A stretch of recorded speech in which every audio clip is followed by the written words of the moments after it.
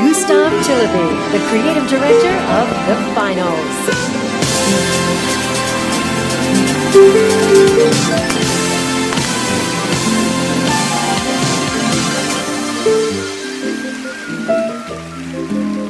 We started building this game, we set a bold vision for ourselves. We said that if we're going to make a shooter, it needs to be unique. It needs to be something that no one else is doing. Standing here today, I'm so proud and grateful to the amazing team at Embark Studios who helped make this crazy dream a reality. And of course, to all of you, our amazing players, watching you play the finals has been the most gratifying experience.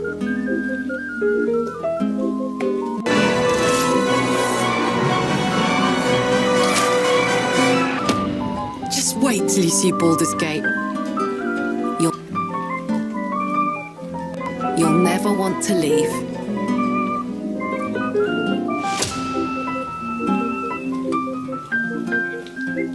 Gedean gak sih?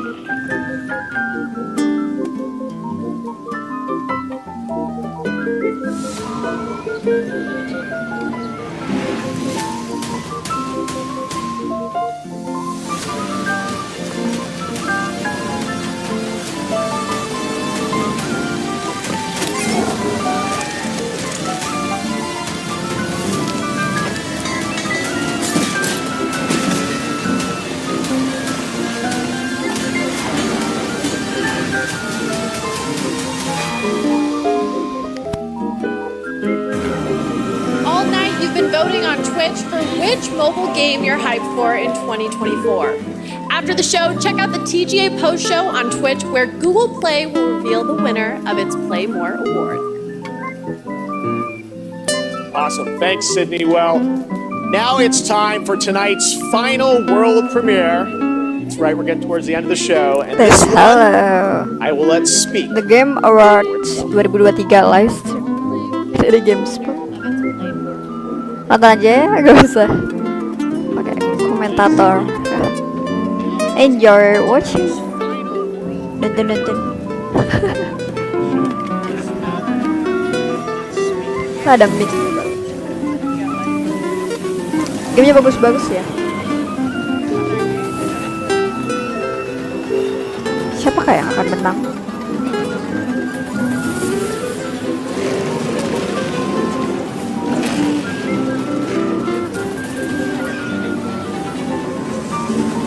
The Game Award 2023 live stream. Yay! Yeah! Happy watching. Menonton. Oh, ini ya. Yay!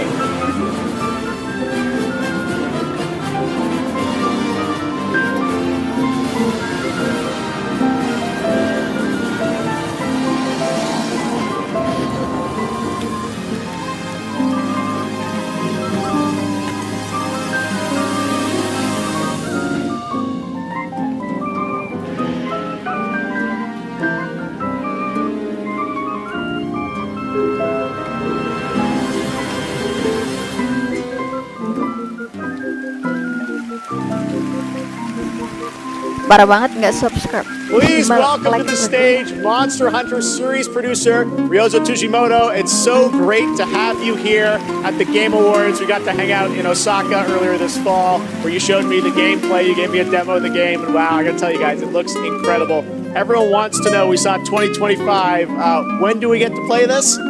はい、ようやく、発表することができました。モンスターハンターの新作です。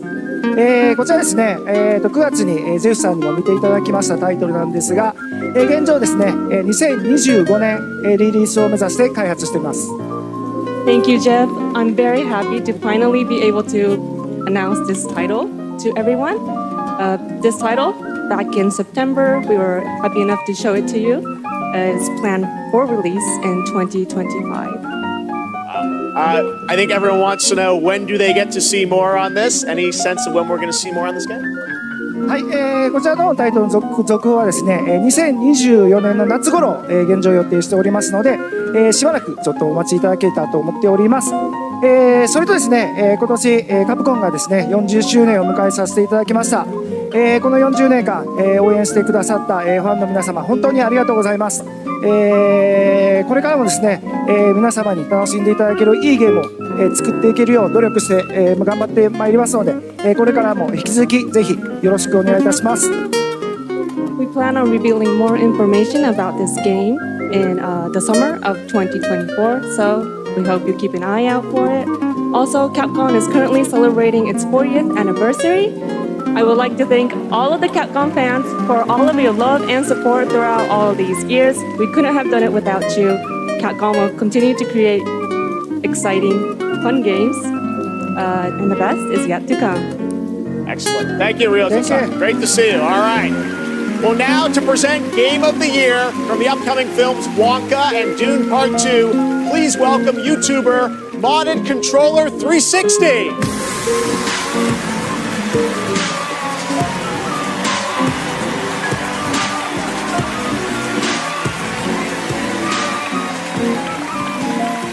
The imagination, passion, and technical brilliance of the 6 nominees for the Game of the Year were truly inspiring. Here with a medley celebrating each of these games, once again, Lauren Balfe and the Game Awards Orchestra.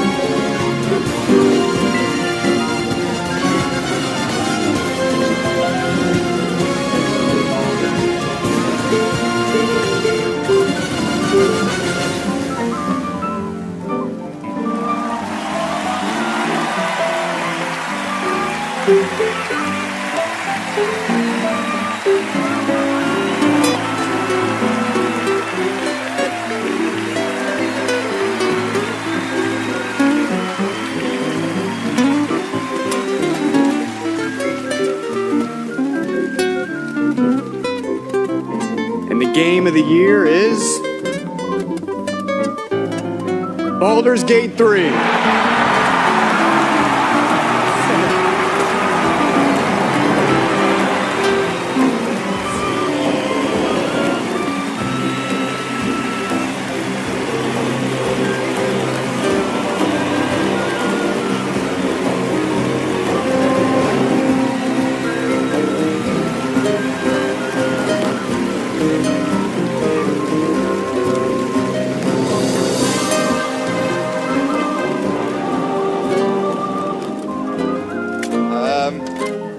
I didn't expect it anymore. Thank you so much. Game like Baldur's Gate 3 isn't possible if you don't have an incredible team working on it. And the team at Larian spent their hearts and souls for 6 years on this game in sometimes very difficult circumstances. This was our COVID game. Along the way, we lost quite a few people also, so we want to dedicate this to all the people we lost, and especially to Jim, our lead cinematic artist, who passed away in the last month. I want to thank over 2,000 people, so sit back and relax. But I also want to thank everybody that supported us throughout this entire effort. Our families, our friends, our partners. You were the best, and without you, we couldn't have done it. Thank you very much. Thank you.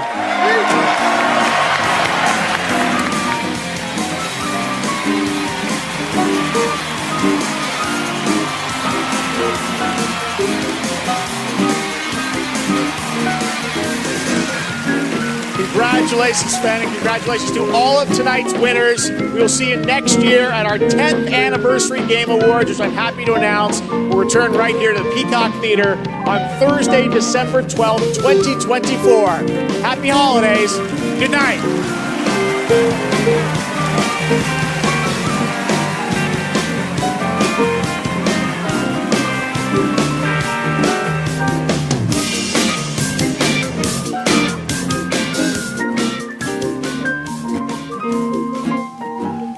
Welcome back to GameSpot. We're here.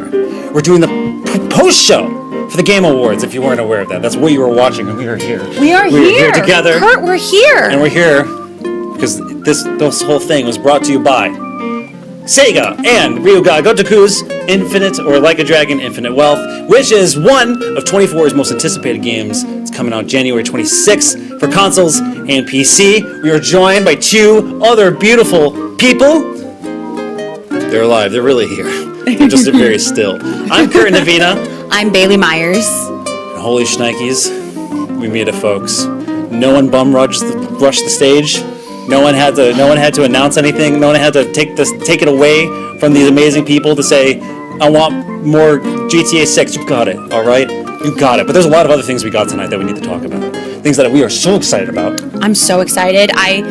I love being right, first and foremost. That's my big thing. What were you right about? I've been saying this whole time I knew Baldur's Gate was going to win Game of the Year, and then it did, and I felt really good about that. Did you put money on it? Don't say I would have, but I didn't. Put imaginary chocolate coins. I don't think they can kick me out of gaming if I do that. But Yeah, I don't want to risk it. Well, if I will tell you, I have been on a high for like the past I don't know, 40 minutes. Because that Herald of Darkness, we just have to get out of the gate.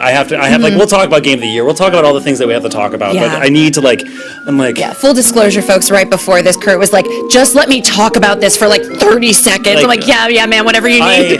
I was tearing my hair out. Okay. I can't even compose myself. There was a time, during all playing Alan Wake 2, there's one thing I kept saying, during the entirety of that game is, I cannot believe this exists. Every single time something happens in that game, I cannot believe this exists. I can't believe this is happening. I can't believe this got out the door. I cannot believe this happened. And not just, happen, they left nothing on the table. No. They didn't just have, the old gods of Asgard. They didn't have just Poets of the Fall just, play on stage. No. They didn't just have, both Alan Wakes. They didn't just have Mr. Door. They didn't just have Sam Lake. They didn't have just Alex Casey. They had like sparkling, like fireworks. I was woof. Look, oh my god, I'm just watching on the screen again. It's just so nice to relive it even in silence. I know, in silence, but look at the joy on their faces. They all knew how cool it was what they were doing. It was amazing. Just as I said with the game, they held that game holds in my.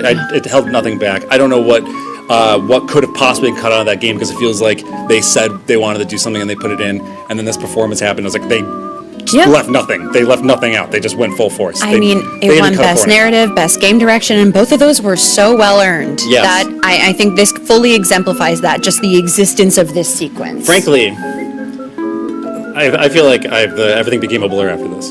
Yeah? Mm-hmm. Just descended into a fugue state, and this happened, and now you're here. Yeah, we were all singing. We were like singing, and And look at Sam Lake's little Lake face. is like cheesing. He's so excited. Oh my! Anyways, I just need to get that out of the way, and then we can talk about the things. Some pretty amazing things that happened tonight. Some things that I would like to address. Sure. Yeah, I think we had some positives. We had some negatives. I took many notes, as you can see. That is true, but to just get this going, to kick off into the meat of it. If you're just joining us, I'm Kurt Davina. This is Bailey Myers, and we're going to talk about the game of the year, which was, as you put money on it, imaginary money. Imaginary fake money that I would never in actuality put on anything, but it was Baldur's Gate. Yes. Baldur's Gate 3, which is, of course, it's just, we started the show off, with there's really two monumental games, and I've talked to Alan Wake to exhaustion, and I will do it. I'm sorry, everyone, but it's kind of hard not to see or it's Baldur's Gate 3 is it's a remarkable game piece of in the medium that it's well deserved. Absolutely. I think when we started this we were like, there are two games that we want to see win big, and those are the two games that won big. I feel very good about it. It's so nice that Jeff finally listened to us in some regard, ignored us on other things, but in these two things he was like, yeah, you guys are right, absolutely. Yeah, and I think I think both games equally walked away with, things that they with an equal amount of cool stuff, right? Alan Wake 2 took home quite a few things. Best art direction, way to go. Too bad we didn't have a speech for that, but we'll get into that later. And then, of course, it won. Best narrative, obviously. Yes, best narrative. And I think those things are the things that needed. Yeah. So Baldur's Gate 3 kind of coming in at the end, it felt balanced in terms of what those two games won. And it makes perfect sense. I will say, the thing I'm kind of upset about, or surprised, more so surprised, I have no stake in this, is that Resident Evil 4 took nothing. Please don't lie to the folks. You are actively upset about the Resident Evil 4 thing. I have professional opinions. Yes.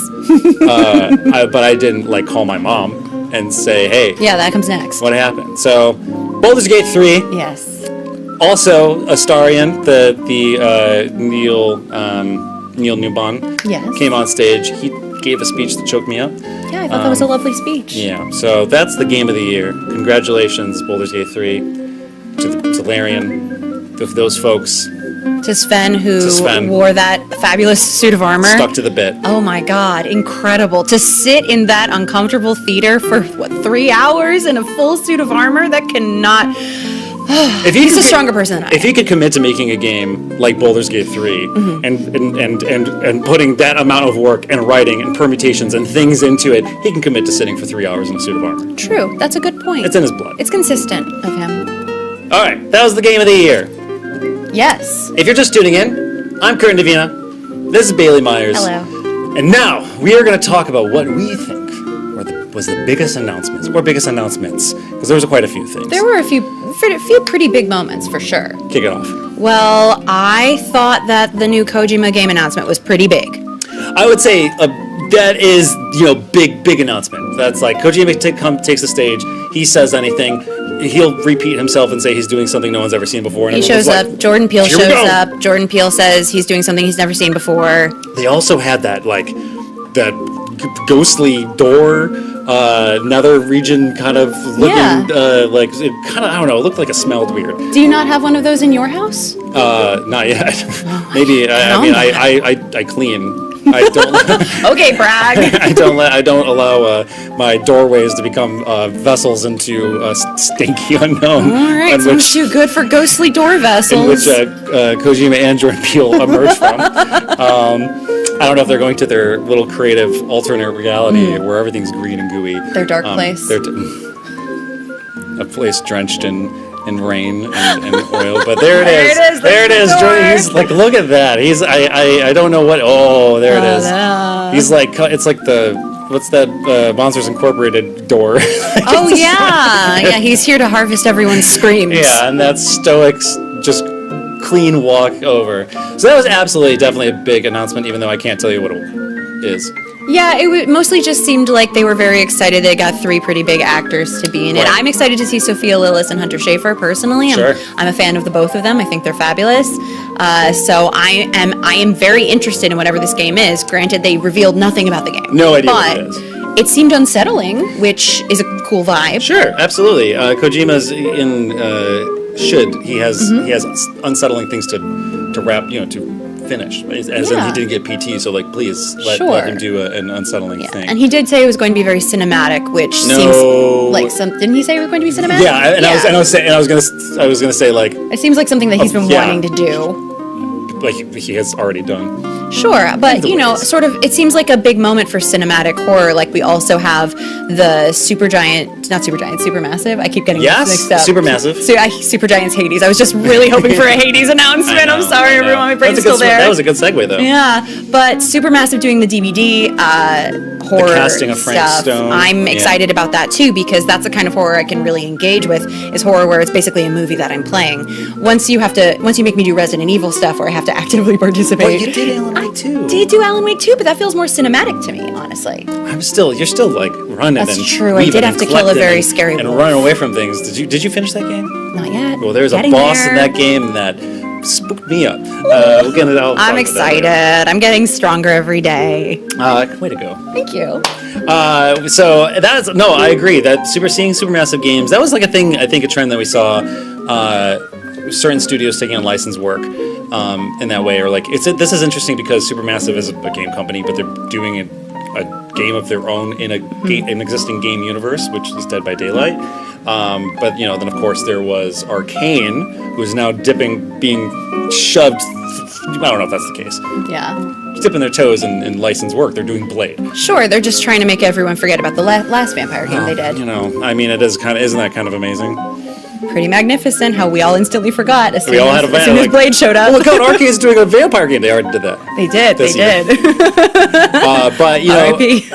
Yeah, I mean, this is interesting because this is one of those cases where like PlayStation has Marvel's Spider-Man, and that's an exclusive to PlayStation, and this is going to be one of those scenarios in which Blade is going to be an exclusive to Xbox. Yeah. And I really think like Dinga Bakaba, who's the director of Deathloop, I think he knows how to handle his characters really well, and I think like putting Blade in his hands is going to.